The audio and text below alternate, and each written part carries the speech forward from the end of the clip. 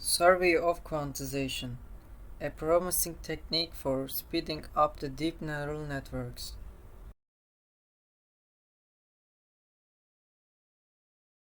Abstract.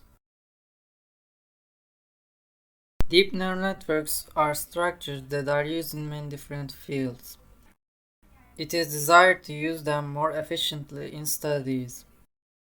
Parametric quantization, which based on lowering the number of bits to represent digits in a neural network, one of the methods to achieve this. It provides efficiency in many different areas. In this study, we examined this method through convolutional neural networks, known as CNNs. Model size, accuracy, and speed are the parameters we analyzed. Results show that this method can be used with models with a large number of parameters. Introduction. By inspiring the nature, we produce artificial neural networks to make our life easier. Many systems are used in the modern world depend on the computers, which execute codes and algorithms. Despite computers handling many logical tasks at high speed, logical operations are no longer enough for people. People have developed artificial neural networks which are more similar to the brain in principle. Deep neural networks are a promising part of ANNs in this regard.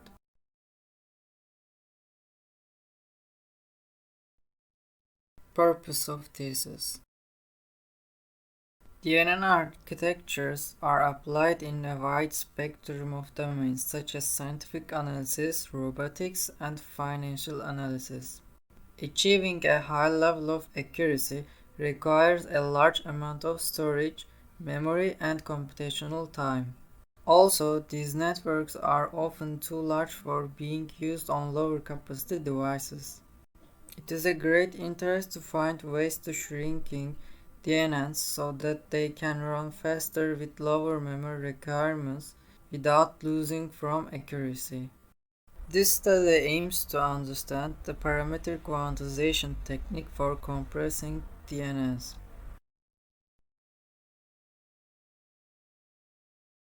Target architecture and task.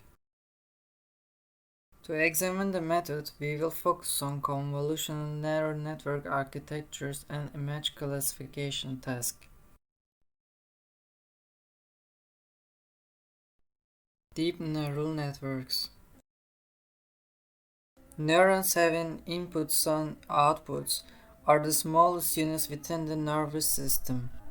After a calculation done in the neuron according to input, the output is passed to more neurons as necessary, as shown in the figure 1. Similarly, in deep neural networks, neurons have input and output. To provide stronger and weaker connections, they also have weight values, as seen in the figure 2. Weight makes inputs for each neuron unique. Thus, it gives us the ease of not calculating more than one output for a neuron as shown in the figure 3. Deep neural networks, neurons have a threshold value which is called as bias, likewise the nature. In a neuron, input values are multiplied by corresponding weights and added to each other. Then the threshold added to overall calculation. After applying a function called as activation function, the result of a neuron will be calculated, as seen in the equation 1. With the effect of the technological developments, there are many activation functions as seen in the figure 4.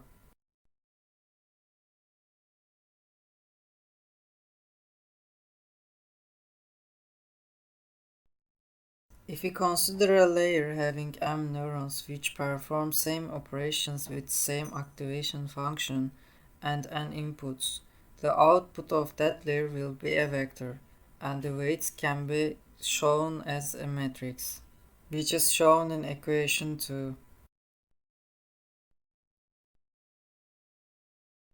Deep neural networks are layered structures so that they can be schematized well and controlled more easily. In a fully connected layer, layer neurons responsible for all outputs from previous layer as input. A network consists of FCLs called as fully connected network, as shown in the figure 5.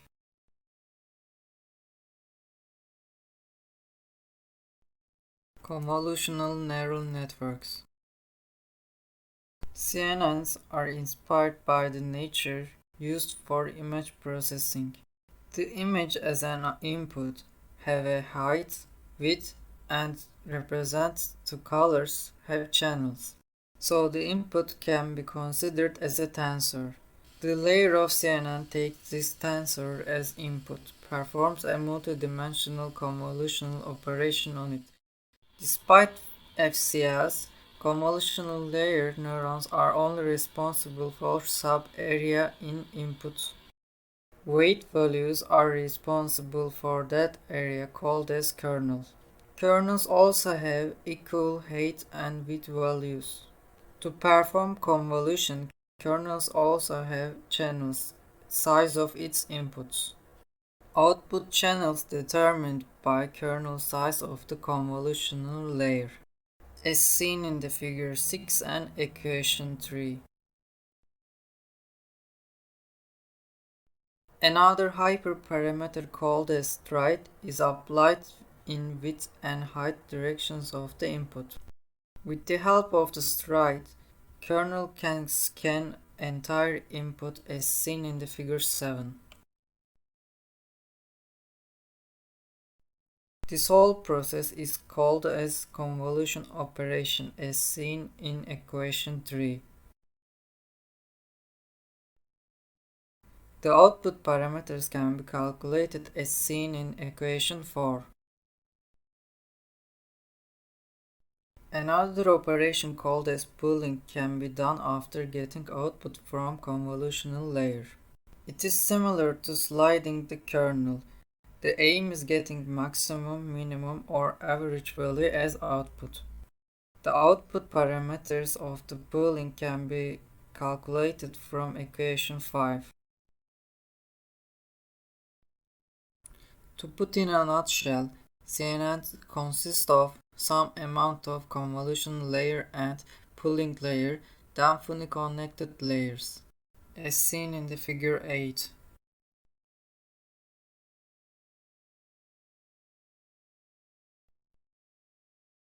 Post-training range-based parameter quantization. Quantization is reducing the number of bits to represent weights or activation function. It provides up to 4 times reduction in the size and speed of the model. As Table 1 shows, it gives us energy efficiency in basic arithmetic and memory operations.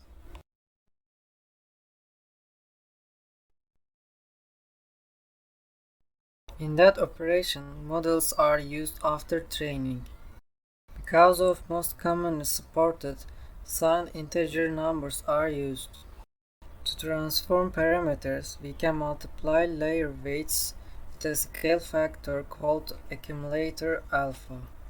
After applying the accumulator, the results are rounded, so they can be arranged to desired signed integer representation, as seen in the equation 6.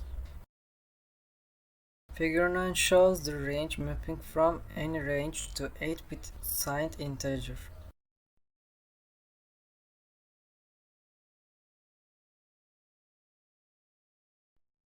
Dataset. We choose the Canadian Institute for Advanced Research 10 dataset, CIFR-10, which commonly used in model compression studies. It has 50,000 training images and 10,000 test images. The samples of dataset are 32 by 32 RGB images.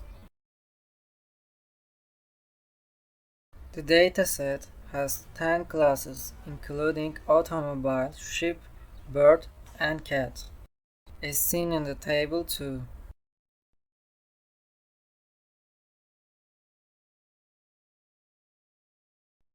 Models. In this study, we used MobileNet v2, GoogleNet, ResNet 161, InceptionNet, DenseNet, VGG13 models provided by PyTorch.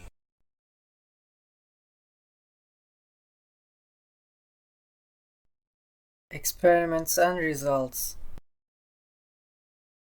In the experiments, 8-bit quantization was studied because PyTorch only allows that quantization on the CPU.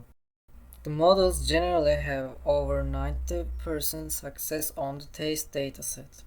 For the study, it is important that the performance didn't decrease as well as the acceleration of the model.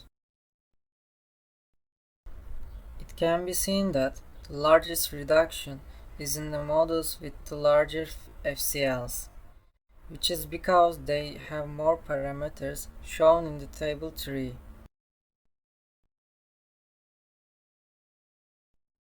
There is no 4 times reduction in the model size, which is because of the metadata added during the saving of the models.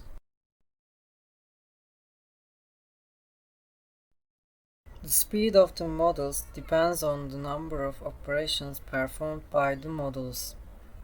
Although the number of parameters is significantly less in general, convolutional layers perform more mathematical operations.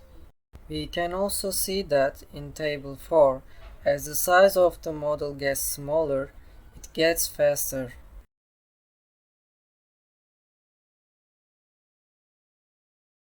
Although it couldn't be used for acceleration and model size, accuracy could be achieved for 16-bit quantization, as seen in Table 5.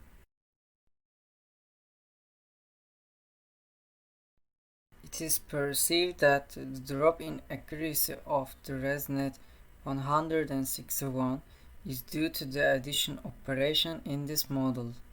It is determined that the addition operation in the model results in the overflow of the integer representation.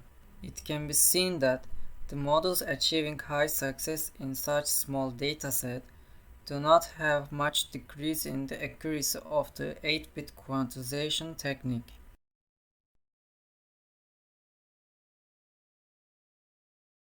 Figures 10 and 11 show the comparative performances of the models. In Figure 10, you can see the accuracy versus quantization configuration.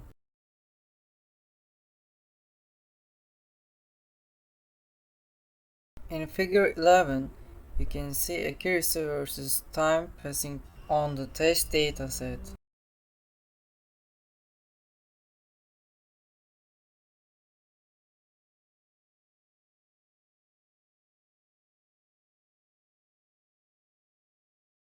Conclusion. The parameter quantization technique can be successfully used in models with high fully connected layers without harming accuracy. Up to 4 times acceleration shows the success of the technique. It has been observed that, in some cases, the structure of models should be examined and decisions made accordingly. At the same time, this technique has been found to provide a 3.5-fold reduction in the size of the model in storage. Thank you for your attention.